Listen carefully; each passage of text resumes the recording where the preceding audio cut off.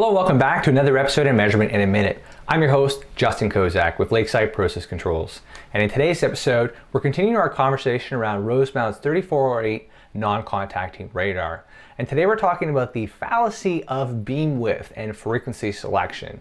And this is going to be a very interesting topic because in general, we say higher frequency radars have smaller beam widths, but that is not always the case. It is actually dependent as well on the antenna size that we are using.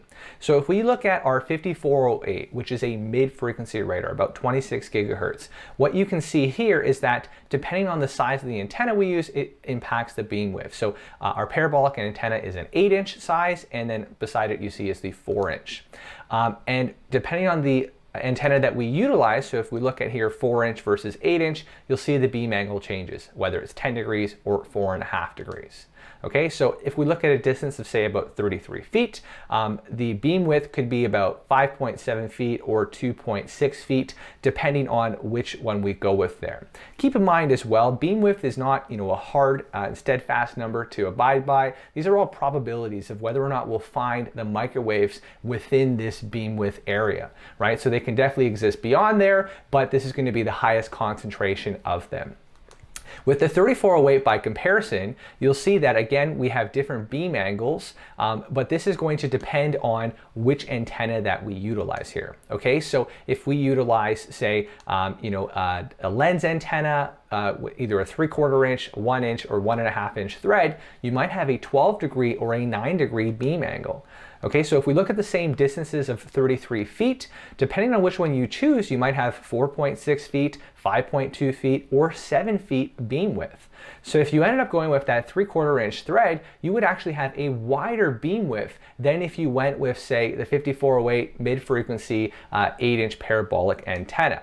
Okay, and so really I want to make it very clear that beam width is not the end-all be-all. Okay, it's something to pay attention to, but in either radar we can mount them 8 inches towards the tank wall or away from the tank wall rather, independent of how big that vessel is. And the reason I bring that up is because if you have a 100-foot vessel, the beam width is absolutely going to intersect with that tank wall, and that's not something that's going to be a big impact for the radar.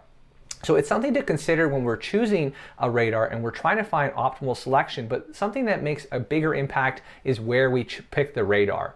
Okay, so we want to make sure that the center of the beam is unobstructed, regardless of which radar we pick. This is going to be the biggest impact. In fact, anything away from that center is exponentially less impactful to the measurement. Now ideally you do have nothing in that beam width, but if you do have stuff there, it might not cause an impact. So we have various recommendations for what to watch out for. For example, if you have a beam in that beam width, like for example like a support beam, or if you have inlet streams that are crossing in front of this, those things can potentially impact the radar. So I wanted to bring this up because just because you go with high frequency radar does not mean you're going to have a smaller beam. At the same time, just because you have a bigger beam width doesn't necessarily mean you're going to have a poorer measurement. It really is a case-by-case basis. Should you have any questions about Rosemount's non-contacting radars or any other of our products, please reach out to us using the QR code on screen. Thanks everybody. Have a great day.